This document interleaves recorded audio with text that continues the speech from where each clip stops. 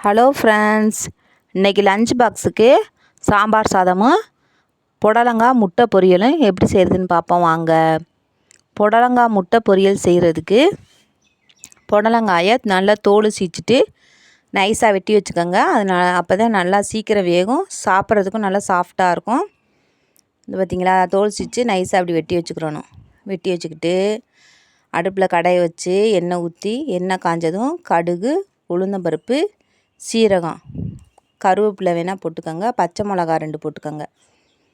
எல்லாம் போட்டு நல்லா தாளிச்சிட்டு வெங்காயம் கொஞ்சம் நைஸாக வெட்டி அது நிறைய வெங்காயம் போடுங்க, அப்போ தான் நல்லாயிருக்கும். வெங்காயம் போட்டு நல்லா வதக்கிட்டு இந்த புடலங்காயும் கழுவிட்டு அதில் புளிஞ்சு போட்டு வதக்கணும். நல்லா வதக்கிட்டு அடுப்பை சிம்மில் வச்சு உப்பு போட்டு மூடி வச்சிட்டிங்கன்னா புடலங்காய் நல்லா வெந்துடும். வெந்ததுக்கப்புறம் உங்களுக்கு எத்தனை முட்டை வேணுமோ அத்தனை முட்டையை அதில் உடச்சி ஊற்றி நல்லா கிளறிக்கங்க முட்டை வேகிற வரைக்கும். அடுப்பை வந்து ஃபுல் ஃப்ளேமில் வச்சுக்கோங்க. முட்டை ஊற்றினோன்னே அது வரைக்கும் சிம்லேயே வச்சுக்கோங்க, அப்போ தான் புடலங்காய் நல்லா வேகும்.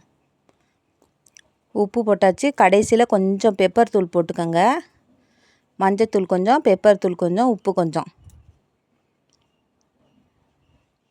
போட்டு நல்லா முட்டை வெந்து கிளறினோன்னே இந்த மாதிரி உதிரி உதிரியாக வந்துடும். டிஃபன் பாக்ஸ் வைக்கிறதுக்கு நல்லாயிருக்கும்.